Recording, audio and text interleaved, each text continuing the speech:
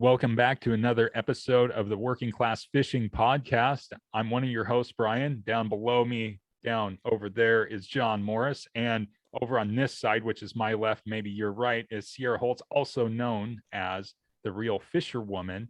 Today, we're going to be talking to Sierra about her YouTube and her fishing and how she catches all of these fish and her backstory, because it's just really fascinating to see all of these beautiful walleye and smallmouth that she's catching all the time. Not only that, but the way that she puts her videos together and everything else is just super cool. If you haven't checked out her YouTube or you don't know about her, we're going to have more of that information at the end of the podcast. We're going to be talking about some of the other stuff here, also probably a little bit of fishing technique and everything else, but we've sworn her to silence on some of the stuff that actually works. So hopefully you'll be able to pick up some stuff. But really today is about the Real Fisherwoman and her story. And we wanted to bring that to all of our wonderful fans on Instagram and YouTube. So Sierra, thank you so much for being on the podcast, being willing to come on, and welcome to the show. I guess lead off and let us know who you are. Well, thank you so much for having me. This is my first podcast ever, so that's really exciting for me. So I'm originally from Los Angeles, California. I'm a beach girl. That's me. And even though the ocean was right there, I never ended up fishing, was never into fishing or sports. I was always like an artsy person, into dance or whatever.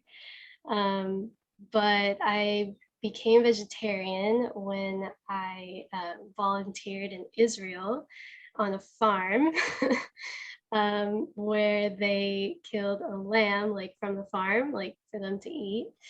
And I wanted to see because I had never seen an animal get killed before. So I wanted to be there for that process if I was going to eat it, at least. So I saw it and it turned me off of meat. So I became like vegetarian and then vegan at one point, then I went back. But then I just started to learn more about like the meat industry and the environmental impacts, and that just like really turned me off of meat. But during that time, I was not really taking care of my body per se. So I found that I was actually needing meat in my diet to actually get the nutrients.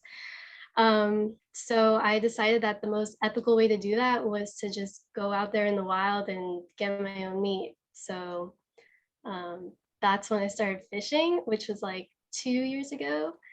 And I've just been watching YouTubers ever since. And I thought like there weren't a lot of female YouTubers out there. So I thought it'd be cool if maybe I started one and shared my journey and experiences catching fish and hunting, hopefully this year. Nice. Yeah, that's pretty much the rundown of my of the journey. Well, thank you so much.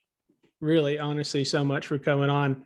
And you answered my question, so now I'm out of questions. So oh no. But so what I like to do is I go through. We all meet each other more or less through Instagram or other facets of social media. So what I like to do is I like to go to the person's page that's coming up with us, and usually I do a lot more homework. But honestly, it's hard to do homework on you. But your very first post, you're holding this pike, and it's from 2019, okay. and I was like, what was your first fishing trip then? You know, you come from. Oh yeah, I get what you mean. We've Like, how did I start actually like fishing? Yeah, so I live in the capital of Canada, which is Ottawa, and there's the Ottawa River like right next to me. So my partner and I, we started fishing together, like to do together. So we would just like walk there basically and fish. And honestly, we fished there for a month and didn't catch anything. So we were pretty discouraged. But then we fished somewhere else. I think it might have been like Quebec because he has family. My partner is Quebecois, so he's from Canada, and so his family is in Quebec, and there's amazing fishing in Quebec. So I think, oh no, I'm so sorry. I remember the first fish I caught. It was in Quebec, but it was with one of my friends. It was like a family reunion, and I was like, I want to fish and eat what I catch. And so I ended up catching like a little bass or something. Mhm. And the person there was like, all right, let's fillet and fry it up. And it was awesome. And yeah, yeah, that was, I think I have a picture actually on Instagram of the fish. So Awesome. yeah, me like holding it up, like super excited. Very cool. Yeah. Um, yeah. So, But Quebec is like an, oh, sorry. oh, go Quebec ahead. is an awesome place to fish, just because like they have pretty strict regulations, but that's only because they want to maintain, you know, the populations, so that fishing can, so that everyone can enjoy it, obviously. So I actually really appreciate that. It's hard when you can't fish for a certain species, fish while they're spawning. So you have to literally just wait until they're done spawning to fish them, and that can be a bit hard, especially when you accidentally catch them. You're not allowed to take pictures. You just have to release them because you could be fined if you post like a bass when it's out of season. So hold up. Yeah. Boom. So like if you post a Yeah. picture of you like holding this like, oh no, like giant smallmouth, Yeah. because you catch some hogs, by the Mhm. way. You're holding this giant smallmouth and it's spawning season, and you post this to your Instagram, you could You can get fined, yeah. I don't know if you know Captain Wildlife, that's his Instagram. yeah, Yeah. So yeah. he's in Quebec too, and he actually studied like fishing laws in Quebec specifically, and he's the one that told me that. So yeah. that dude's got some nice hair. Yeah. That's I know, right? Wow. like Like impressive. like hair commercials, like Oh, he Pantene for sure. Yeah. yeah. I picture him just, you know, ripping skids, just hauling ass through the Yeah. woods on his quad, and then he takes off his helmet and he's like whoosh. Yeah. And then he's like this Disney princess. I imagine all these birds like coming out and singing and stuff. That's how I picture him. But Oh, geez. Oh, Yeah, it man. makes sense. Oh, man. Oh, So yeah, he's awesome. that, So yeah, fun fact about him. so it's interesting to me. Uh, Just like John, I mean, it's mind-blowing because you're talking about, you know, bass and walleye during spawn and pike during spawn, muskie during spawn, and the fisheries people have the foresight to say, hey, look, don't mess with these fish during their spawn time.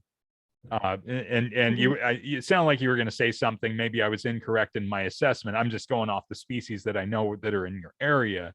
But as an example, spawning fish in general, they're like, don't be a social media guy, like, you know, doing the duck lips, holding your fish up if it's during spawn time. Otherwise, we're going to come and tag you. yeah. They're pretty serious about it, you know, but for good reason. Like I appreciate it too, because then we catch all these amazing fish.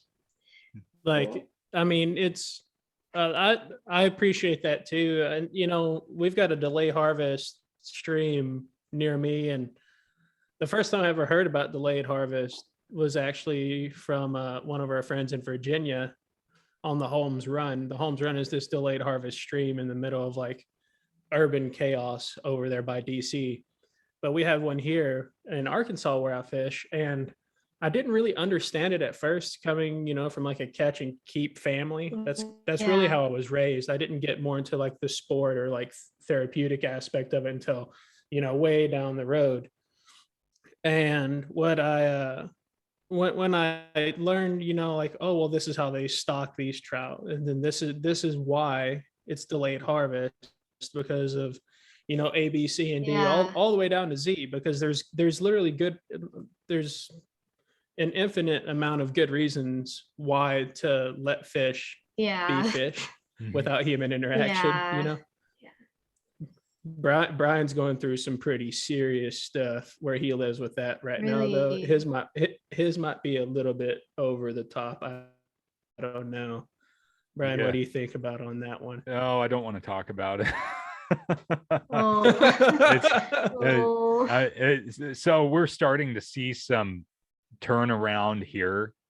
I just looked at the latest dam passage numbers, and we went from last week at this time, 5 coho going over Bonneville Dam up to 4,000 yesterday. So there's been a pretty massive spike of inland run, but yeah, it's an ugly situation right now, and there's so many factors. It's so dry here, Yeah. and this is not a dry place traditionally. But today we had mist coming down and all that. I had one bass hit my top water, which tells me that the temperature's changing, the barometric pressure's dropping, and the bass are going to go hide out, and that means that there's one thing happening, and that's fish are going to push up. But it's a pretty ugly situation right now. And there's a lot of factors. I don't want to go into all of it, because we could go. I could go on for hours and hours. I've argued until I'm blue in the face with certain people on it, and it's like, yeah. So this is your show. I don't want to take it over. So, Yeah. oh So- man. Go ahead, Brian, if you got something. I don't want to step on you. We're bad about that too. Yeah, I forewarned her about us tripping over each other. I said, yeah, there's going to be a delay, and it's like, and all that. So you get into fishing because of it spawned from originally eating meat to seeing, the probably the kosher slaughter of an animal, which if anybody out there knows what a kosher slaughter is, it's not production. And if you have to go to YouTube to see a production And slaughter, I'm surprised that you know about that. well, you were in Israel, Like correct? a lot of people don't. Yeah, no, it's interesting that you knew like that it was done a different way. Yeah. So than normal. halal, yeah, well, halal and Yeah. kosher slaughter is not necessarily the most pretty or humane looking slaughter. It does dispatch the animal, but it is a very brutal way to slaughter animals. So you see this kosher slaughter in Israel of a lamb, which would definitely, most people would say, okay, you know what, I'm done eating meat. You go to being vegetarian to vegan, find out that your dietary needs are that you need this, get into fishing and into the harvest of fishing. And so you go through this whole evolution. You go fishing for your first time, and you get, you get fish eventually. I don't know if you got them on your very first try, but you get fish, and then it starts to grow into this, but it grew into this passion of like pursuing the fish. Yeah. So you do that because you not only you eat, but you also release a lot of fish too. So you went through this whole transition. When you went through that transition, what inspired you to start sharing your experiences? I think just the fact that I saw a lot of like, excuse my French, fishing whores online. And I wanted to be like someone girls could look up to, kind of not in that way, like just in a normal way, Yeah. So I think honestly that did it for me. I was like, no, I've had enough of this. Like there's got to be other fisherwomen that don't stripped down. I remember I was fishing at one of my favorite spots in Quebec, and there was these two girls that just went down, stripped down in their bikinis, where they're just taking pictures of the fishing pole, and then they left. Like they didn't even fish, and I'm just like, they're probably gonna get so many likes for this photo, and they're not even fishing. So it's a bit frustrating. I was frustrated, and so that was probably what inspired me. But honestly, like just watching other people create content, there's so many different ways to create outdoor content.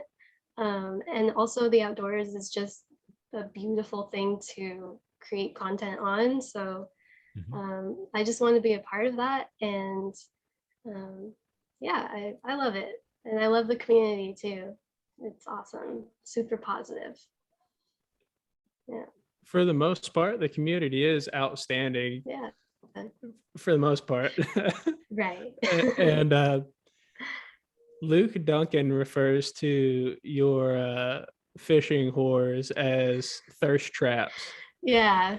Yeah, as thirst traps. That's how he refers to them. Do you keep up with Christine Fisher by chance? I don't know. Like maybe. I don't know. You and her Doesn't sound familiar. You and her share a very same ideology with the perception of being a real angler, because you're a real angler, but you're also a woman, but you're not just here for their likes. Yeah. You're here to share fishing. Christine Fisher is she is the top female kayak bass fishing athlete.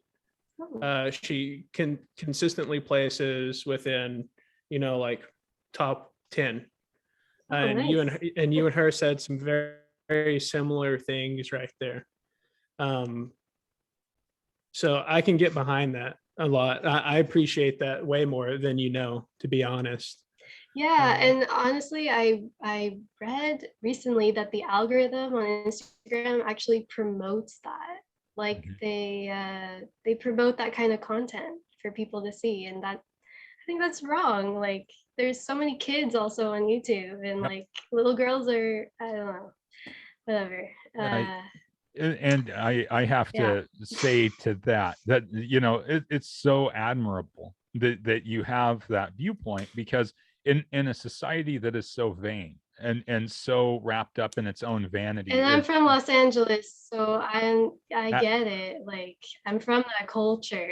Yeah, and you're absolutely, it's good that you recognize that. Like I'm not going to sit here and say everybody from Southern California is vain or shallow or anything else, but I can tell you that living here in the Pacific Northwest and the West Coast in general, traveling as much as I have and everything else, you can definitely tell that the culture of Southern California is very much, it's a facade of human beings. And I'm not saying that about everybody, but everything is very phony. And when I see those pages where there's some girl and she's got just a bikini on and out there fishing, I'm like, how can anybody take this person seriously? And that's from my point of view, right? I guess I'm an older guy, exactly. but I just I don't understand that, and it never clicked to me ever in all of my years of like, how do you take that serious, and how do you take it seriously, and why would somebody spend the money on it? And so back in my day, back when old guy here, you had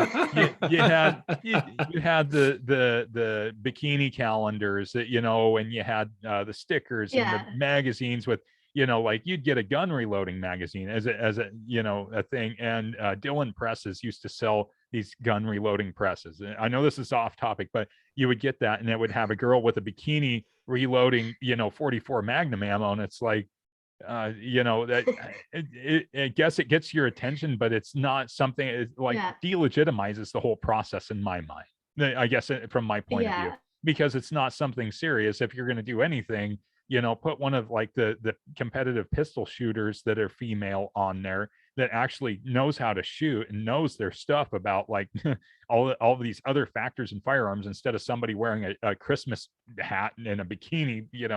It's that sensationalized vanity. And I think it's cool because I won't like those pictures, but every time I see you with your partner or by yourself and you guys are holding up like walleye or bass, those are the pictures I like to see, because they're real and authentic. Because you're like, hey, nailed this one on this lure, today, nailed this one on my new rod. It's authentic. And you're not like all like, oh my God, because it's so much better in my mind. So that's cool. I agree. Thank you. Appreciate that. I hope more people think that as well. Oh, You can, so go ahead. so I've noticed for a while. So who is Rascal Mountain? Oh, Rascal Mountain is the brand that I'm repping. It's my friend Josh who started this company, and honestly, it's champions like the brand, so the quality is really good. So I highly recommend people checking him out. A little plug in there. Yeah. No, but seriously, good quality stuff, and the brand is dope. He's a great editor and graphic designer, so good stuff. Yeah, no, it's not like a shameless plug or anything. I like asking people who they work with, because we can, this is real, just regular conversation. Like, hey man, it's like talking to one of my guys. He works with Old 18, right? And that's why I like stuff like this. It's because we can get real honest feedback. It's not like, oh, hey, go buy this, it's it's so yeah. Because I like their stuff. I've been thinking about picking up one of their shirts. Honestly, I'm really big into shirts. Pants. All my pants look the same, but my shirts. Oh yeah. Nice. I'm a big hat guy. I like the hats. So, sorry. No, I'm kind of scatterbrained today. So we talked about pike and we talked about smallmouth. What has been your biggest, or here, I'll ask this in two different ways. So what has been your best catch, however you want to take that, right? And then what has been your biggest catch? Oh, biggest catch. It was my biggest was probably a pike that I pulled from the ice while ice fishing. Don't know how long it was. I'm sorry, I hardly ever measure or weigh, which is so bad. I should though. And then my best catch was probably a smallmouth that I caught like a month or two ago. It was in a creek that I was just convinced there was no fish in there, but there was this one smallmouth, and it took the hit and I got it, and it was giant, and it was like, I was so excited. It was like the most exciting catch, and I got it all on video, and that's the best part, because I hate when you have a great catch and then something wrong happens with your video camera. It's like the worst thing. But I got it, and yeah, it was amazing. Very cool. Yeah, dude, have at it. So so out of all of those different fish species though, what is your favorite one to fish for? Yeah, probably smallmouth, just because their fight is so good. Yep. And they go in the air. It's awesome. But pike too, actually. I had one go in the air a few times. Yeah, probably between the two, pike or smallmouth. I'm picturing, you said on the ice, right? I've never been ice fishing. It makes me kind of giddy just thinking about it, right? I've heard some awesome stories about it, but dude, like, you got a hole like this big and you pulled a pike out of that son of a gun? Like, Yeah, the holes are like 6 inches. Yeah, yeah, Like that, yeah. Well, they're not that thick. Like, Yeah, they're well, long, they skinny can be fish. sizable, but yeah, exactly. So, I mean, they can get pretty big, but I haven't caught one that big. So, so do you guys have like a bunch of perch and panfish and stuff up there Yeah, also? Dude. perch all the Yeah. way. On Lake Champlain, which borders the US. Mhm. So my partner's family lives like right there. So we ice fish there in the winter, and there's so many perch that they're actually like stunted, like in growth. So there's no Wow. limit on perch because they're also like super small. Like, yeah, they're just very stunted. Um, so you can take as many as you want. And like the family record was like 700 in 4 hours one year. That's like Holy shad fishing. smokes. Woo. Holy shit. Yeah, when I heard that, yeah, I mean, That's I it. was like, wow. So yeah, we go there Dude, that's like and we shad have a good fishing. time. Like if you get 4 guys in a boat and when shad are running, that's exactly what it's like. It's like you have crap flying everywhere at that point. If you're catching that many fish per hour, because Yeah, 700 fish to 240 fish an hour, right? Or 210 fish an hour, somewhere in there. You're catching 210 fish per hour. You break that down. That's just yeah. like that's the astronomical number. John, check my math. I don't know if you were or not, but that's like 210 fish an hour. That's stupid. That's 105 fish every half hour. That's a lot of Yeah. fish, but that's cool The- because that's like an Mhm. amazing amount of like just hook, you know, like you got a flailing everywhere. It's just got to be like a circus inside the ice tent or whatever, you know, whatever you're fishing in. Well, so they set up what are they called? Tippers or Tip up. something? They tip over when there's a fish. Tip They're up, yeah, tip up. tip Yeah. up. Yeah, and so they set up, I think it's 5 per person that you can set up. Holy smokes. So, and if there's the whole family, Yeah. you know, you're setting up a lot probably. Yeah. Um, There's a So lot of drinking are- that goes on with those too. Just disclaimer. the best part, it's Yeah. freezing out, you know, you have to. Run across ice, you know. that's 175 fish an hour. Yeah. Oh, there you go. Okay, He has the calculating. math better. Yeah. Yeah. Yeah. Nice, It's nice. 175 fish an hour Mhm. at 5 tip ups a person. So are tip ups like yo-yos? And so yo-yo is like you've seen those retractable lanyards, you push the button and it zips it back up. Well, Yeah. yo-yo is kind of the same thing. It's kind of like you pull it out and you attach your fishing string to the end, and when a fish takes it, it zips it up. Is that the kind of same thing as a tip up, or this is a tip up too, just like yeah, it's very old school. I Okay. think the ones they use are like handmade actually, like and hand painted. It's awesome. But they're just made of wood and then a string that you can reel up, I guess. You just like hook it around a piece of wood Mhm. and that's it. And you just set the hook, you know, like that. And you have to also like when you have a fish, you have to do this like with the string or else you might lose it. Okay. So It's a different kind of fishing, but it's super fun.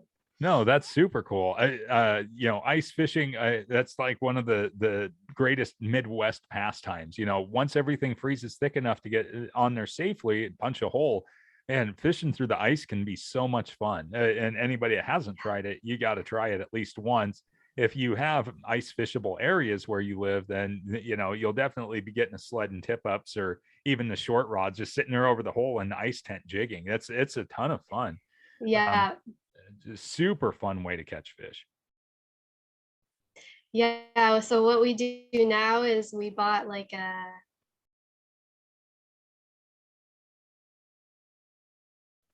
and so we put the tip ups outside and then we just jig inside. So we got all our bases covered and we make a day of it.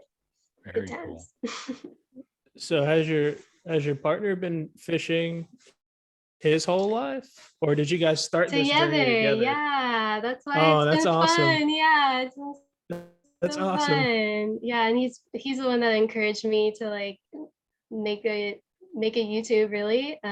So yeah, he's been really supportive, so that's really nice. And he knows way more about fishing than I do. He spends way more time on YouTube watching videos, and I just like watch with him sometimes, but learn that way. But yeah, it's fun. I love it up here. It's way different from Southern California, Yeah, that's yeah. for sure.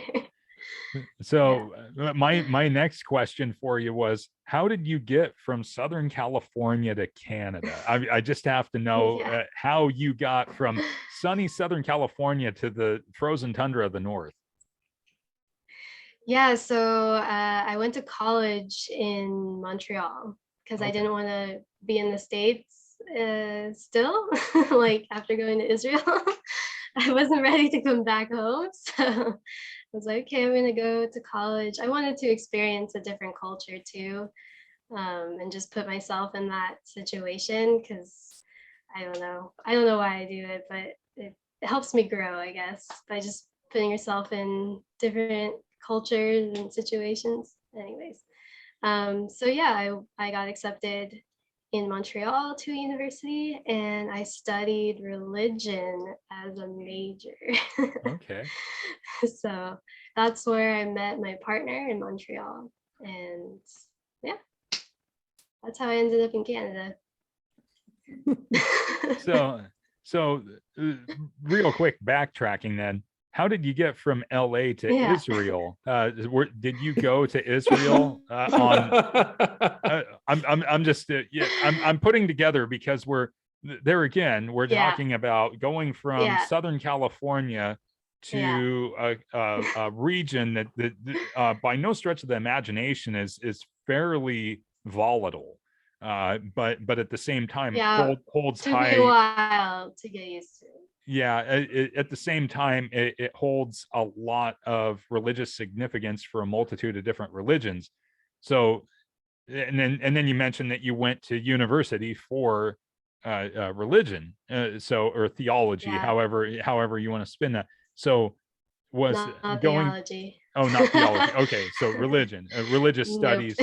Okay, okay. Yeah. So you go to Israel though. What was the purpose of going to Israel? Oh boy. Yeah. So I grew up Jewish, like Reformed Jewish. So not like Orthodox, super religious, but like Reform, which is like we pick and choose like our prayers and stuff like that. I don't know how else to describe it. And there's a lot more music. So I got involved musically in my synagogue, and to the point where I was like leading services, and I was just really involved in it. And I even became a song leader at a Jewish camp in like Washington State. And I knew that I did not want to be in the bubble of Los Angeles anymore. And I had been feeling like that pretty much all of high school. I was just ready to leave LA. So Israel was like the next thing, basically. Like I was Jewish. Everyone goes to Israel if you're Jewish. So I signed up for a volunteer program where I taught English, and I worked in a home for people with Alzheimer's, in like a really underprivileged town over there. Some would say dangerous town because when I went to my camp the summer before going, there were some Israelis there, and they're like, "Oh, you're going where?" I'm like, "Oh, I'm going to this town," and they're like, "Oh, yeah, that's not a good idea. Not for you. Like, don't go there." And I was like, "Oh no, like, why?" I ended up having a good experience, but it is known for being like a problem area, I guess, for clashes. and drugs and gangs and stuff like that. Interesting. But I didn't experience that, luckily. So I don't know if I got out in time or what, but I had a good experience, and I ended up connecting with kids and learning Hebrew, and it was a really awesome experience. So and then I'm sorry. Oh, yeah, no, I was just gonna say, and then after that, I went to live on the farm doing, I don't know if you've heard of woofing, like the organic farming around the world. No? No. Yeah. Okay. Well, it's basically a program where farmers host people in exchange for like labor on their farm. So I was like, all right, I'm gonna give this farm thing a shot, see what it's all about. And it was not a great experience for me, just because I felt overworked. Like I kind of felt they were taking advantage of me, and that part was not cool. And they killed the lamb in front of me, so I was pretty turned off from that. But yeah, what was the question? Oh, I was really interrupting you. So you leave LA, Yeah. and they tell you this, right? They tell you that you're about to leave LA and possibly go to the Israeli version of LA, and it not it and I mean that in like violence, Oh, drugs, gotcha. Yeah. right? And a So war, no big deal. yeah, yeah, no big deal, right? Had to take cover from rockets, no big deal. So between that period after hearing that, what were you just dead set on going, or did Yeah, no, I you? wanted to go to like a war zone, like to be honest. Like I really wanted to put myself in like a situation, because I felt like I had been too protected my entire life, and like I saw things on the news but didn't understand what was going on, or feel like I just felt like I was too sheltered, and I think I got my reality check. So and yeah, I kind of just started traveling a bit, like in Europe, from Israel, because it was a shorter distance. And I just fell in love with traveling. So I wanted to experience like new cultures. So that's why I had the idea to apply for college in Montreal, because it's French. And there was also a Jewish community there. So I kind of also wanted to make sure I had that backing in case I totally, like, I don't know, something bad happened. I always had a place I could go to, I guess. Sure. But yeah, and I majored in religion because I was just trying to understand like how religion has affected everything in the world, and shaped a lot of things in the world, and also the psychology behind why people gravitate towards religion or join religions really interested me. So that was that. And I would say now I'm not really religious. Like at one point I took pieces from all religions, like the aspects that I really liked. But now I'm just focused on the outdoors and fishing. I don't know. Yeah. It's a new chapter, Yeah. Yeah. Well, it's Uh, just so fascinating. No, that's the whole thing. It's like your story's fascinating to see how you've ended up here at this point, which you still have so much more life to live, right? You have this great, wonderful life left to live, but you've already lived so much within the span of your life. It's just really cool, and people need to know about that yeah, it's true.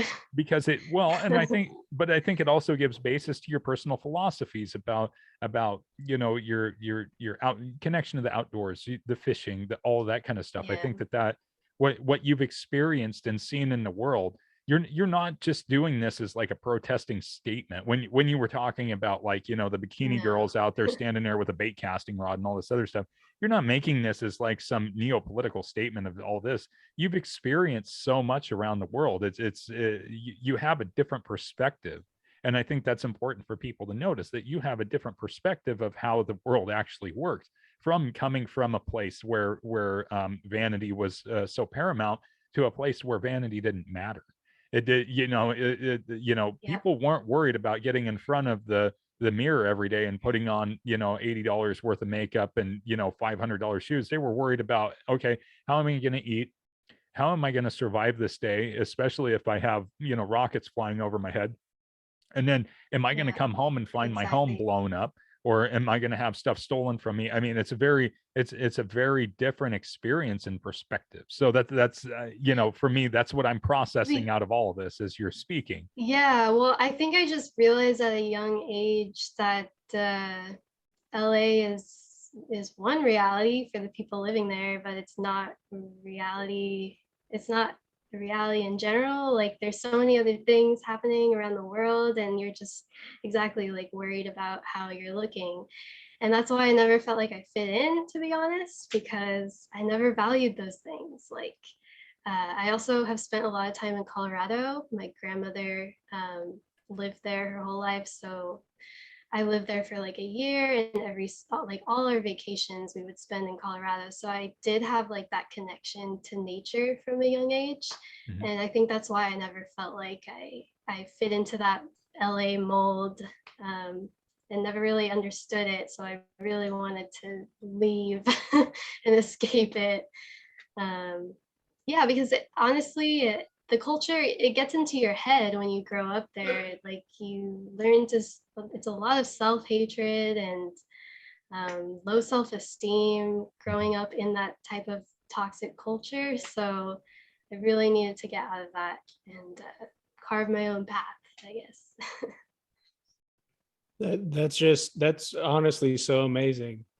That is Thanks. no, that really is. That is so cool. Like, I don't know how much I can't put any more emphasis on that except it's really, really awesome. It's cool. It's exciting. It's a fantastic story. Thank you. I And appreciate that. and seriously, just thank you so much for sharing that here. Yeah, honestly, I didn't know how much I was gonna share or how much I should share, but I mean, why not? Well, your Because I know story, like religion can be like, your I story don't know. should be shared. Yeah, yeah. yeah, you No, it's definitely, yeah, no, Brian, go ahead. I'm just yeah. Well, no. The whole thing is that we meet each other through Instagram, right? And I don't know you Yeah, from the next person down the road, except right. for Yeah, for here's this sure. person. She's got a handle of the Real Fisherwoman, right? And some people are a little bit more forthcoming with who they are, right? They're just kind of like, oh, and today some guy was just being a jerk on the road and blah blah blah blah blah blah blah blah, and all this other stuff. Or some people wear their politics on their sleeve or something else. But you're Yeah, like laser focused on your stuff. So and that's fine. I think that's cool because that's truly as bad as as little as I want to say this and all that, and it doesn't reflect on anybody. Social engineering and social media tends to put our focus to a laser level in order to reach the populations that we want to reach. So you're not going to talk about yeah, living in Israel because that's going to detract away from your main crowd. yeah. But Exactly. we can do Yeah, it here because we're not controlled by a yeah. logarithm. It's true. This is story time. This is real. So it's totally Yeah, appropriate. But I think now knowing more about your story and where you came from and how you transitioned and you've traveled the world and learned so much about cultures and societies just in your travels, it puts a different perspective in my mind, especially as somebody who is a recreational angler. It also should put in our listener and, yeah, and viewers' minds that you don't have to be from this place in order to be a recreational angler. Just because, Sierra here is out fishing doesn't mean that she was born in, what was Jason's word for all this stuff. This is going to get real vulgar here in a second, but um especially for our UK folks, but I believe he said that most people in Europe think if you go fishing and hunting that you're shagging your brother or sister. That was his exact words, quote unquote. Now, That seems to be the common Like misperception. just redneck or Yeah, inbred. Yeah. okay, And okay. Yeah. Right. So it's hey now. Sorry. That was you are talking to a couple. It's fine, don't worry. We roll with it. We totally roll with this whole thing. Oh, that was such an insult. I'm so sorry. Oh no, it really wasn't. I was just giving you a hard time. I don't care. Yeah, neither do I. All. We were talking about the influences, but nonetheless, I think one of the biggest deals is that there's a common misperception that somebody sees you like there was a video where you're like, oh, my car's at the shop getting repaired, so I'm going to come out here and I'm going to try fishing, and you caught a perch and then you hung all your stuff up in a tree and you lost it and you had to call your partner and you're like, yeah, I lost all my stuff, come get me. And you're like, I just need to get the oil changed in my car and I wanted to go fishing, and then this damn tree limb got in the way. That's real life, right? But the common misperception is that people that are into fishing in the outdoors come from like these rural areas, like where John comes from in Tennessee, or where I grew up here in Oregon. We all come from these rural areas. We're backwoods, inbred, hillbilly rednecks, all this other stuff. We got a whiskey still, and we don't wear shoes, and God knows what else we do out in the barnyard. But nonetheless, that's the perception. But here you came from urban LA, probably one of the biggest anti-outdoor places in the world, hands down. A place Actually, funny enough, like my neighbors are big fishermen. Like they go to Alaska every year and they get salmon, and they go on these big trips, and they actually would give us salmon like every year. Okay, so that's like thought about it. So that's probably the exception, though, would be my guess, is that what I've garnered out of my travels through California is that in general, people don't necessarily there are groups of folks there, like our friend Nick and a few other folks that we know that are really big into the outdoors there, and they go fish and everything else. But in general, the urban population centers. See, Nick's not from a massive urban population center, so he's more rural. The massive urban population centers don't typically produce someone like yourself or like your neighbors that would go up to Alaska and go fish and bring back, Alaska Airlines charter flight full of, salmon. That's the whole thing. So that's the cool part here, is that you're coming from a completely different background, totally 100%. So I think that's super cool. Now, kind of going back to the nuts and bolts of technical fishing here. All right. Yeah. What is your favorite way to fish?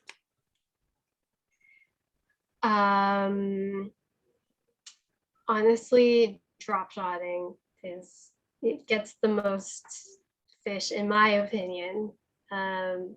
It's like the golden ticket for me. And if you put like a real piece of meat on there, fish are always gonna bite, I feel like. So I try to carry cut bait with me if it's not too stinky. Just to ensure that I always catch something, but sometimes you forget or whatever. But also plastic worms I like to use. But honestly, it depends on like the season. And like, for example, in the spring, I was catching a lot of fish on like micro crankbaits. Oh yeah, those are fun. Like I think mainly because they're really fun, and the fish go after them. Oh my god!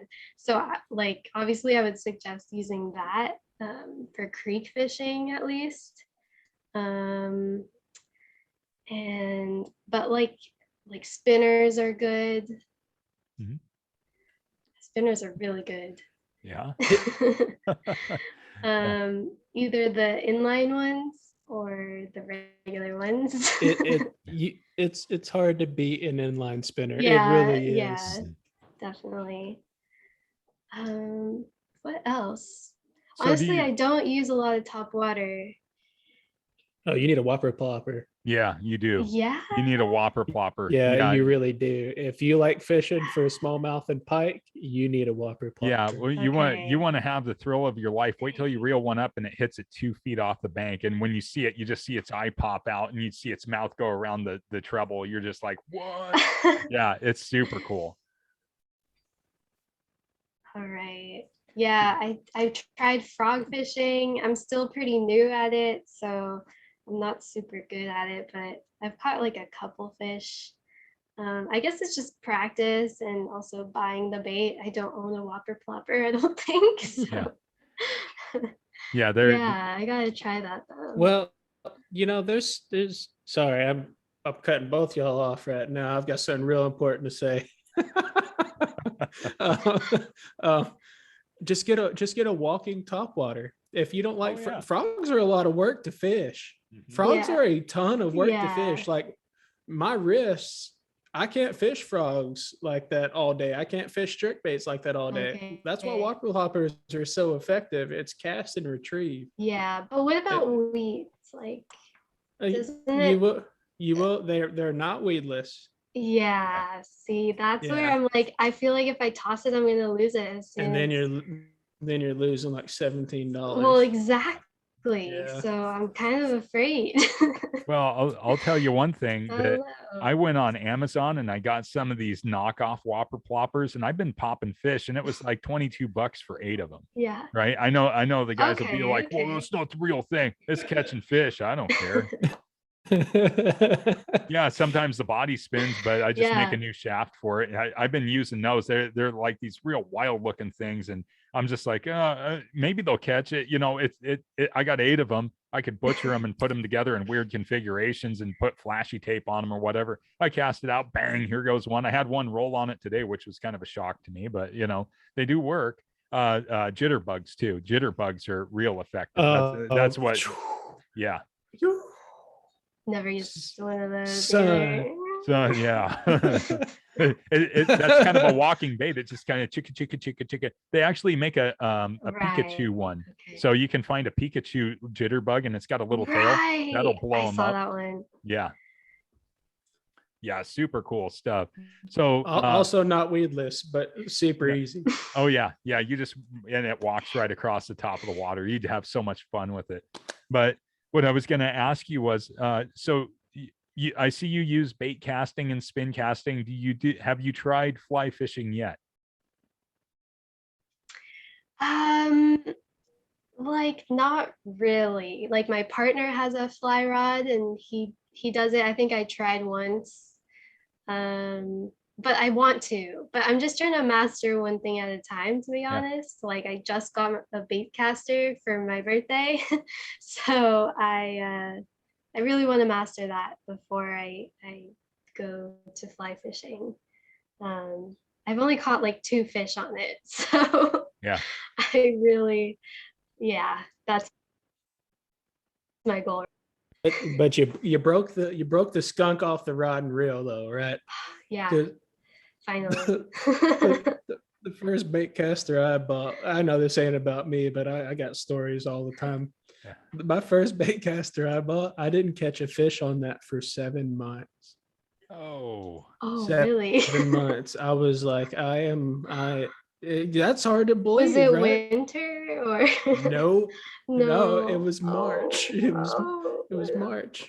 Oh, gosh. And I was like, I'm the worst fisherman ever. I know, you really think that. You get in your own head. Yeah. But the first fish I caught on it was my PB largemouth. Nice. Yeah, nice. Yeah. It was worth it. It was worth it. Awesome. So what was so funny about my first bait caster was I bought it for bass, and I fished and fished and fished and fished and fished. And I couldn't catch a bass. I put a salmon twitching jig on it thinking I'll never catch anything. I hooked a 20-pound Chinook on it. And I had everybody on the bank staring at me because I had a SLX with an 11-pound drag, 20-pound fish on, screaming drag. And I have the yellow braid on it. So it's like racing around. And my buddy's like, this is stupid. And he starts recording it. I thought it would record better. And it's like this grainy video of him. He's like, this stupid SOB's got a 20-pound buck Chinook on a 6.5-foot bass rod. And these guys are like, what is wrong with you? And that's the first fish I caught on that. The second one was like a 10-pound coho on a twitching jig. So I was like, if it can handle that, it can handle anything. It popped a rod eye out and everything else now, but it's like, I still use it like every single day. It stays in the back of my truck. You'll come to love that bait caster to death just because of the action and there's so much fun. Nothing wrong with spin gear though. Spin gear gets the job done too. Oh yeah. Oh yeah. Especially for like creek fishing. Spinning is the way to go. But yeah, I'm starting to love that bait caster. Like as I can actually throw it farther and farther. Because at first I was practicing in a park. Like my partner, he put like weights at the end and I was just tossing it in a park and people were looking, but whatever. I don't care. One guy walked by and he was like, did you catch anything? Yeah. So yeah, so I'm just getting used to it. But it was cool to catch 2 fish and like good sized fish. Like I caught like a good sized pike on it. So that was really fun.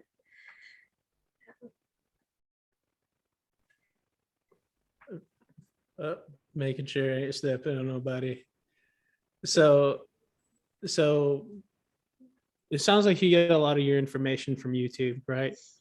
So have you probably watched a lot of how to set up your bait caster videos? My partner maybe did. Okay. And the more just the only like 2 cents of advice you didn't ask for that I'm going to give out Okay. is just remember an accurate cast at 15 feet is better than an inaccurate cast at 40 feet when it comes to bait casters. So if you can stand from your door and throw your bait into a coffee can 10 feet out, that coffee can pitch or pitching is better than trying to just hook that bait out there as far as I can.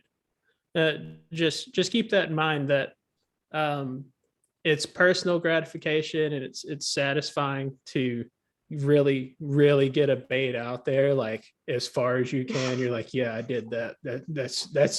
That's right. You're like that mountain over there. Yeah, I'm about to send this whopper plopper over that. Yeah. But just remember that accuracy is probably more crucial with a bait caster. Okay.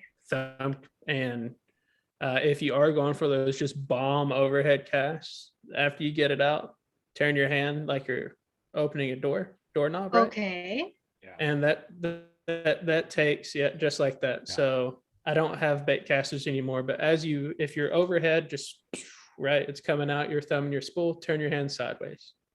Oh. Okay, so what that does is it takes your spool off this is my dubbing whirler, by the way. It takes your spool off this horizontal axis, which I don't know if that's X or Y because I'm not that smart anymore.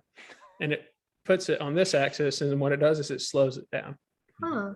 So it lets it, instead of over spooling, it's just your bait pulling the line off. Huh. Because what happens often is as the bait arcs up, because overhead casts, you're coming up like this and then it dips down, right? Yeah. Well, as it starts coming back down, your spool is still pulling at Mach 19, right? So what it tends to do is over spool. So when you here and then whoop, turning it. I have so much to learn. That's just people don't talk about that a lot. No, it's really helpful though. So thank you. Just people call it like a roll cast. Like they're not like with fly fishing, but like you're turning a doorknob or rolling the rod over. Yeah, you flip and it'll help. How do you flip the bait? Okay, so flipping's actually super easy. Okay. It really is. But typically, depending on how tall you are and how long your rod is, it's usually more effective if you're on a boat, because that like 6 inches you're above the water usually helps you out a lot. But it doesn't mean, it doesn't mean you can't flip and pitch off of the bank. But so release your spool, right? You're holding it with your thumb. And have you ever heard of a bow and arrow cast? No. Okay. Well, I won't get into that.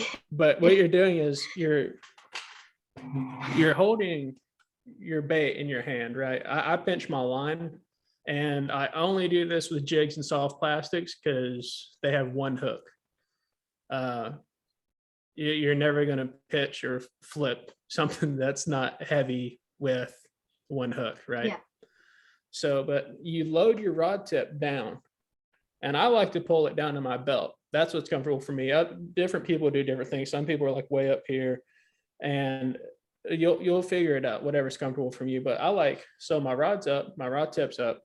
I bring my tip down a little bit, and then I pull the bait down to my waist to my belt. And then as I load my rod tip, I move my wrist out and then release my bait and take my thumb off my spool, and then thumb back to the spool. It sounds complicated, but it's really simple. You're loading your rod tip. Yeah. Right. So what that does is it lets you make short, accurate casts, because if you're over here and you cast and your rod's 7.5 feet, right? Well, are you going to be able to cast that 3 feet and just stop it because you're casting 10 feet in front of you, right? No. So you put your rod tip down, and it allows you to get the full cast out. Gotcha. So it's similar to spinning, like in the sense that you hold out like and throw? No? Yes. Yeah. I know exactly Okay. what you're talking about. You're talking about opening the bail Yeah. on your spinning reel. Yeah. Yeah. It's the exact same thing. Okay. It's just, yeah. Okay. That makes sense. Yeah. Yeah. Well, I've just been trying to cast like without spooling, to be honest. So that's not bad. You want your brakes. Yeah. Do you have magnetic and like a centripetal braking system? Do you have a little dial, and then do you have a side plate that you can take off? Or is it just one little dial? But what do you have, if you don't mind me asking? I have a Shimano Curado. you have the knob. Okay. You got the knob. You have the knob. I have it. and Yeah, I thought so. Well, Okay. you have a what, like the 250 Corrado 250 HG 200 H. Yes. All right, so It's that's got it's the right-handed, and you have a It's side plate. Left-handed. Sorry. Well, I'm left. I use the left-handed. So you reel on the left side. That doesn't matter. Yeah, on the left. Yeah.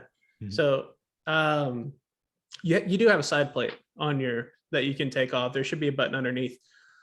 Start with 3 on, 3 off. Okay, because that's the SVS. Oh, for the brakes you're talking about. Yeah. No, I've tried casting with all the brakes on and off and gotten it to where I'm like comfortable at. Yeah. So and then your other knob on the side is kind of like for wind. Realistically, not your spool tension knob. Oh, okay. But you may have even another knob. No, I don't think so. Not on the Corrado. Not on the Corrado. I know, like on the SLX, it's got the internal brake plus the knob. I have the Corrado DC. What do I have? Oh, I have a Corrado. I I have a KS. I'm sorry, I have a KS. But I know the Corrado's got the. I had the Corrado. I got 3 different. For some reason, I was thinking about the little rolly. I had 2 Corrado DCs. So I'm thinking about like the little rolly dude on there that you always keep on fluorocarbon, because none of the rest of them work right. Yeah, you have to have it. They really don't. If you ever get DC reels, are like a hoax, bro.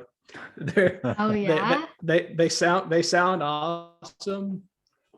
Like the bee, when you Yeah, I cast it, don't like that. it's That awesome. sounds It's really satisfying. yeah. Yeah. It's digital, bro. Yeah, that's what I don't like I feel about it. like I'm going 88. Yeah. And and but yeah, I'd recommend like 3-on-3 off on your breaks. And I'd cast that for like ever. Really big heavy stuff. Once you figure out your 3-on-3 off, do whatever you want. Heavy stuff is so easy to cast. So easy to cast. The Corrado's you have an outstanding reel. I know. I love it. Yeah. Yeah. Very Good reel. grateful. Yeah.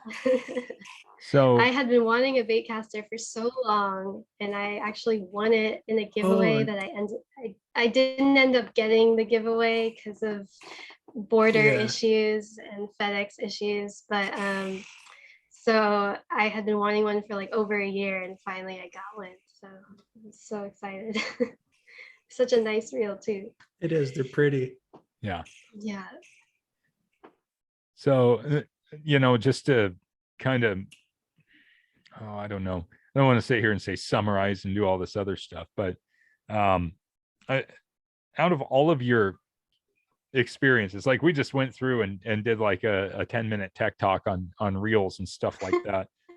but obviously, and that's good because not everybody knows those finite differences on like the bait casters and how they all adjust it, because you go into the fishing shop and there's just like racks and racks and racks. So I think, but this leads into a really good thing that I want to, and it's money too, but in your own personal, it gets expensive, but in your own personal experience as somebody that's fishing, what has been something that's been really challenging? What kind of challenges have you had to overcome outside of like, being able to go to YouTube to access information? And then, like, obviously we're sitting here talking, we're like, hey, try this, try that. We're throwing advice out there like, hey, this is a super cool reel. Try this lure, that lure, this fishing method, that fishing method. But being a new angler, what kind of challenges have you had to overcome? Just figuring out what the fish want to eat and what time of day. And I mean, that's always the challenge, I guess, for an angler, especially if it's a water that you've never fished before, which I do a lot. So, because I'm always trying to find new places to fish, but I don't always know what I'm going to find, or what the fish are going to like, or maybe they just don't feel like biting that day, So that's definitely a challenge. But you have your go-to baits that you try. And then if those don't work, then I usually try a bait that I'm less comfortable with, I guess, and see if that works. And sometimes I get skunked, and that's just the way it is. But like, I always try to make sure that I enjoy my surroundings while I'm fishing. So even if I get skunked, I'm not totally like pissed off, Yeah. Because you can get pretty mad while fishing sometimes. So it could be frustrating, Oh, yeah. You know what I mean? Yeah, absolutely. No, it can be. Yeah. So I think just that was a challenge, is just like overcoming the frustration and just like relaxing and enjoying where you are. And I would say also a challenge as like a female angler would be fishing alone, and having people like creeps around sometimes, like I like to fish in the evenings. I'm not really a morning person. So that's when I like to fish, and they really only bite like when the sun goes down. But I've had like a number of guys like just creep around, and I'm like, can I help you? It kind of like puts you on edge, like as a woman at least. especially because I don't really have anything to protect myself. Like, actually, I do have a machete, so I could bring that. Gonna bring that next time. Yeah. But yeah, like I'm fishing parks alone, like in the dark kind of, so it can get a bit sketchy. And I think a lot of people don't realize how like people guys will just come up to me and start talking about fishing as the sun is going down and I'm alone and we're alone and there's nobody around. And I think it's not something a lot of guys consider because they don't have to necessarily, but like for a girl that's fishing alone, it's kind of sketchy if a guy is coming up to you and talking to you. So just to be like aware of that kind of thing. Yeah, it really sucks that we live in a society where you have to worry about that. I mean, everyone says that, oh, it's just so terrible, but it's really unfortunate. And yeah, I don't even know if it's society. I think it's just how the world, there's always going to be like weirdos, you know, always, no matter yeah. what society they live in. Yeah. Yeah, unfortunately. Yeah. So, but that's just a challenge for me as a woman fishing alone in a place. Are you able to, like, I don't know the Canadian laws, but are you guys like able to conceal carry or carry weapons or? Yeah, the gun laws are really strict here.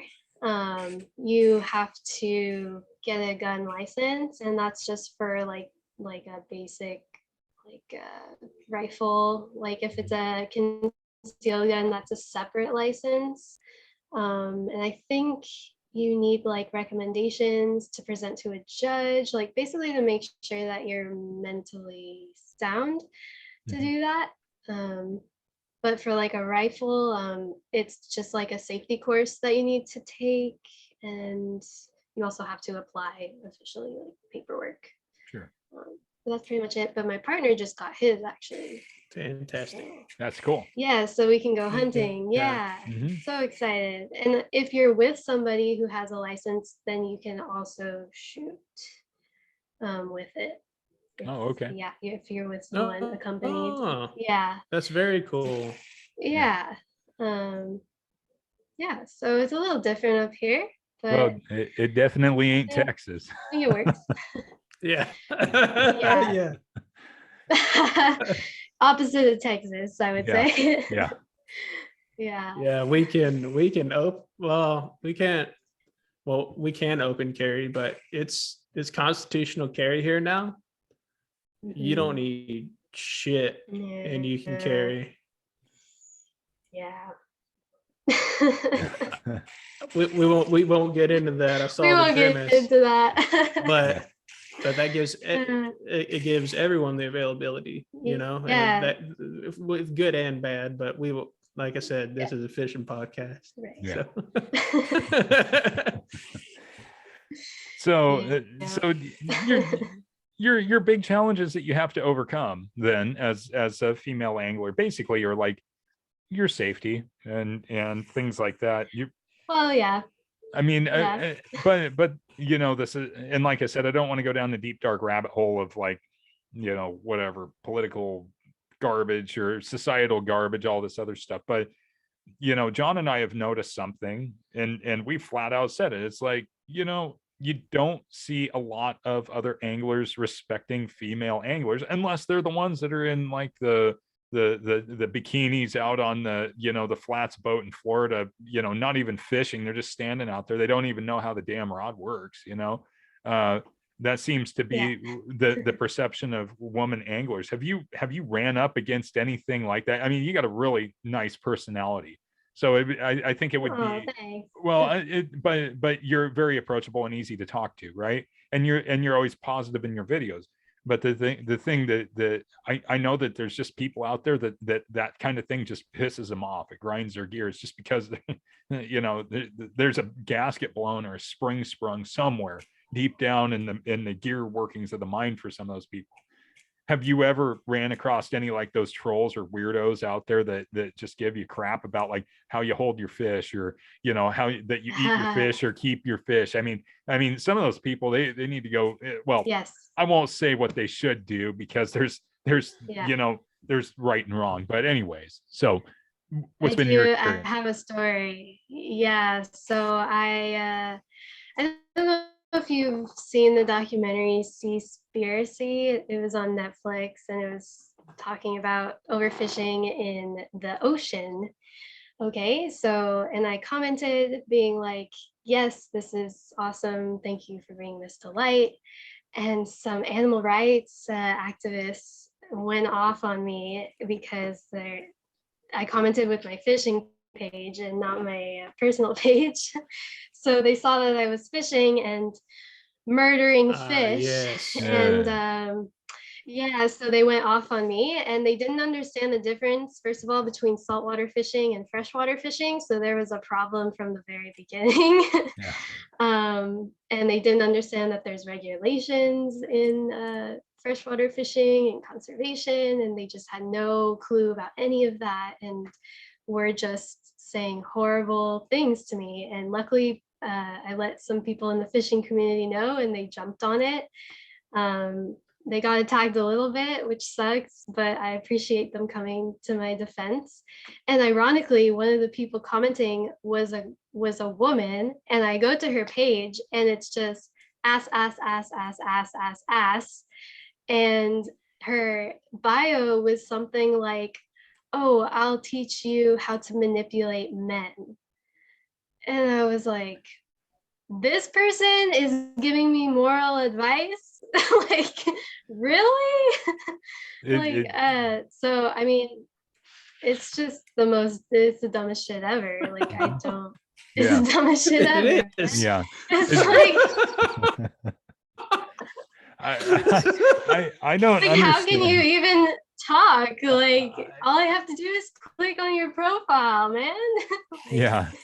I don't know. Yeah, So, I mean, and everybody has their own thing. I see people, I'll see kids, they'll grab a fish wrong or something like that.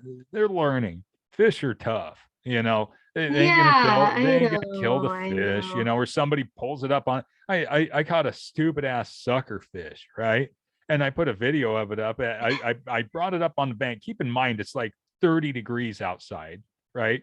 And it's pouring down rain. It's not snowing or freezing. It's pouring down rain. I hooked this fish. I have it up on the bank, and I took a video. I'm like, well, first time I've ever caught one with a sucker. I had this lady. She like makes dog leashes and shit like that, and she was like, "Oh, this is so poopy and terrible. That poor fish is suffering." And it's like, lady, the dogs that you put your Right. shitty collars in and your shitty little bibs in and everything else, those dogs are suffering because you're probably twisting its damn arm off while you're trying to stuff its fucking arm into this goddamn thing. Yeah. It's like you torture pets that can't get away. I catch a fish and unhook the bastard, and 30-degree pouring down rain, and I kick it back, and you're gonna bitch? Shut up. Yeah. Just shut I up. You have no know. idea. And this fish is Yeah. just like, all right, whatever. It's just like hanging out, eyes popped out and everything else. That's the whole thing. It's like when you get like the animal rights people, they're like, oh God, don't molest the animals and all this other stuff. And it's like, dude, you realize like you have no idea what's going on. Like there's a Yeah. big initiative petition here, right? I'll keep this on track, but just as an example, there's an animal rights activist, and John knows what I'm talking about, because I have been pissed. Like this has put me like homicidal a couple times. Oh no, what are they doing? Well, so this is deep down in the mind bowels of somebody that's truly insane. Like, I mean, they should. All right, I'll stop insulting the guy, and I'll just tell you what it is. So this initiative petition, which is not going to be a law, this is here in Oregon, basically would say that it is sexual assault of an animal if you artificially inseminate it for agricultural production, if you do willful harm to the animal. So that means like hunting, like you go out and you shoot a deer, that's considered to be animal abuse, a felony level animal abuse under this law. If you do anything sexual to any kind of animal, so that's like spaying, neutering, anything like that, So basically leave the populations unchecked. Milking cows, right, on a dairy farm is considered sexual assault under this law. Trapping, fishing, like catch and release fishing, barbless hooks, all that good stuff, that would be considered against the law, like felony level prison time if you do this. This law, and that's only on the surface of it. But that's not gonna pass. Nobody's gonna vote for that. I'll beg to differ. I could take you to some of the most, Really? and those of you that are listening in Oregon right now, please take note, especially the agricultural folks, because this law has been drafted by somebody who is so stark raving insane that literally I can't make this up. This is written out. You have to be bonkers to sit there and say that letting natural breeding production of cattle to happen versus artificial insemination is safer for the cow. Same with horses. You ever seen what a cow or a horse do to each other, like a stallion and a mare? I mean, it's like hooves and horns and biting and snot and kicking. It's more abusive to put a bowl in with a bunch of cows in an enclosed area to breed than artificial insemination. I'm sure I can have a lot of farmers back that up. It just doesn't work. But these are the types of people that are going after you. It's like, and that's the most intelligent logic that can be drafted out of it. So it's bizarre to me when you say that, like, oh, this person hates fish, blah blah blah, and I don't know what the context of the conversation was, but it's definitely it's a hot point for me, because It was basically fish have feelings too. That was basically. they eat each other. They're cannibals. Trout are cannibals. Oh my God, they're so predatory. They're so vicious. Yeah. Man. My favorite not predator fish that is a predator fish is a bluegill. Yeah. Because they are literally, they have the heart of a lion and the mouth of a kitten. Yep. They voracious. They will hit anything and they will destroy it. Yeah, they're so aggressive. Fish are so savage. And literally they are. They're just savage. I mean, nature is savage. Like that's just how it is. You can't deny nature like that. And then all these folks, they're like, you can't do that. Well, I'm going to, for one. So you don't have to follow me and be rude. Yeah. And they just don't understand. No, they don't understand. That's the problem. And it's not ignorance, it's stupidity. I think it's also ignorance though. Like I don't think, like I learned over time when I started getting into fishing about conservation and all that, but I really didn't know anything about it and how like they use hunters to control populations, which makes sense, but I never actually thought about it before. So, and if you're from the city, you're not thinking about that because you don't hunt or fish, or you're just thinking about, oh, the animals are getting killed. Oh no. But at the same, I see what you're saying. I'm gonna devil's advocate this. Okay. If you're gonna talk shit to someone, you better have your ducks in a row. Mm-hmm. Right. Have your ducks in a row. Know what you're talking about. Have your factual information. Like if me, John Morris, if I'm tomorrow going to be a not human rights, but animal activist, right? If I'm going to be an animal activist, I'm no longer going to fish or anything like that. I've got a pretty good idea of what I'm going to talk about. I've been fishing for damn near 30 years now. Yeah. Like they just don't do any homework. And I'm sure some of their, their upper echelon, if you will, have done their homework, but they're just not. They're just taking it at face value. Yeah. They're not. Exactly. They're not actually. I don't know. I think the hunters and anglers care way more about conservation and the animals than any of these people ever could. Yep. We also contribute a lot more money to it as well. Actually, you go to one of those wildlife viewing platforms at any national wildlife refuge. Who paid for it? the three people you see on the screen, and plus millions of others through our fishing pole purchases and our tackle purchases and our license purchases and our rubber raft purchases and our boats and all these other cool things that we all buy because we do believe, you know, we find the beauty in wildlife too. You know, I'm not going to go out and shoot a great blue heron or a sandhill crane. I mean, you can in certain places, but that's not my thing. I want to go watch them do their thing in nature. I want to see bald eagles doing their thing. I want to see raptors. I like seeing fawn deer with the doe go bounding off the side. I'll just sit there and watch it because it's fun. I'll watch a coyote hunt mice or, you know, whatever. I'll watch a fox in the field. It's cool. I don't have to kill everything in sight. I think everything has its purpose in nature, but I also like the three of us understand too.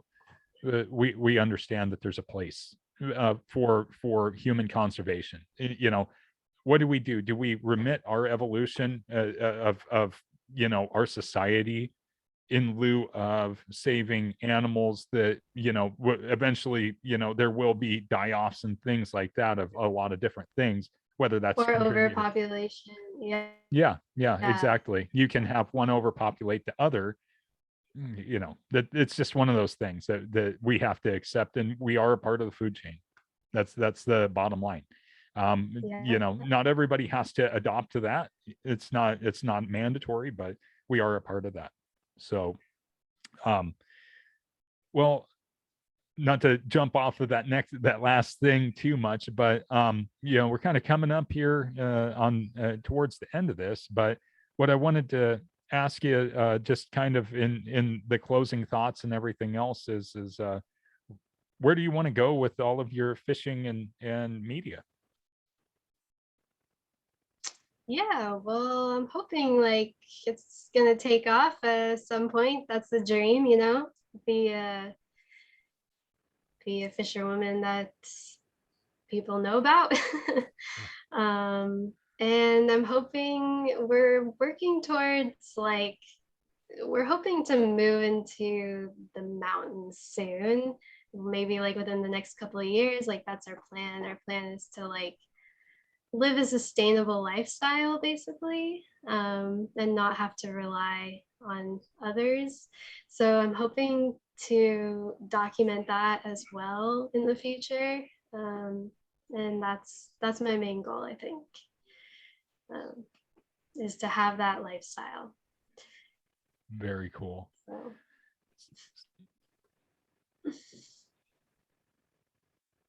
John, you got anything else for Sierra? No, just seriously, I mean, I didn't know you from Adam and Eve. I don't think I've honestly ever even spoken with you. No, to be honest. Yeah.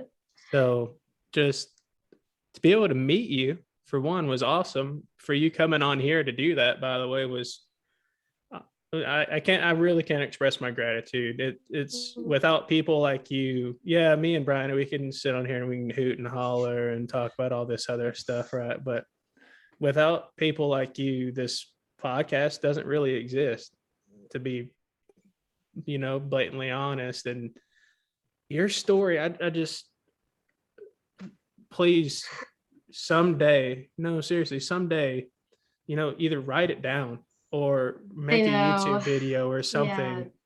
Just, that's an amazing story up to this point. And you've got so many more amazing stories that are going to happen. But please, while you remember it all so vividly, just write that down and be able to share that with some people, because that really is, you're doing awesome stuff. You've got an amazing story. You've got an amazing personality for this. You are going to be a role model for young women anglers. I appreciate that, guys. Yeah. Damn, you guys are so nice. Well, it's so nice talking to you guys. Well, so and I want to echo that sentiment. You know, it's so nice to meet, you know, not only just a woman, but another person, a human being that has not only had such super cool experiences in their life, but also the fact that yeah, you have a wonderful personality. It shows in your videos, it shows in your posts, it shows your passion. but also to have just such a enduring, like like an exploring spirit that people can relate to. I think that that's a really cool thing. You know, it's absolutely great to be able to talk to you about all this stuff, because I think for a lot of people, they're seeing your pictures. All they do is they just hit the like, it's like, oh, I like that, and it's a very empty thing. But in order to Yeah. really sit down and talk face to face, like we're all live here, we're talking.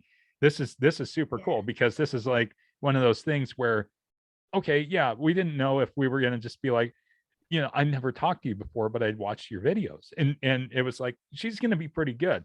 But I didn't realize that you were going to be, this very, well-traveled, articulate person. So I can't thank you enough for being on the podcast. And you might giggle and be like, oh my God, but it's true. And we don't find a lot of genuine people out there on social media. So it's so refreshing to meet somebody that's so genuine and true to themselves, and really follows through with what they believe. And so I think it's really cool. I can't thank you enough for being on here. You want to plug where people can find you? Yeah, I'm TheReelFisherWoman. You can find me on YouTube or Facebook or Instagram. And that is real with EEL. EL. Yes. Very cool. Damn. Thanks so much, you guys. You guys are so cool. It was so nice to meet you. Well, Awesome. thank you so much for coming on. And that's going to do it for today's episode. So Sierra, thanks again for coming on. All of you out there listening, make sure that you get over to our Instagram page, the Working Class Fishing Podcast. You can also find us on YouTube under Working Class Fishing Podcast. You can email us at workingclassfish@gmail.com. And we hope to hear from everybody. If you want to keep hearing more of these great episodes, please feel free to shoot us over your ideas and suggestions. So until next time, all of you get out there and get to fishing. See ya.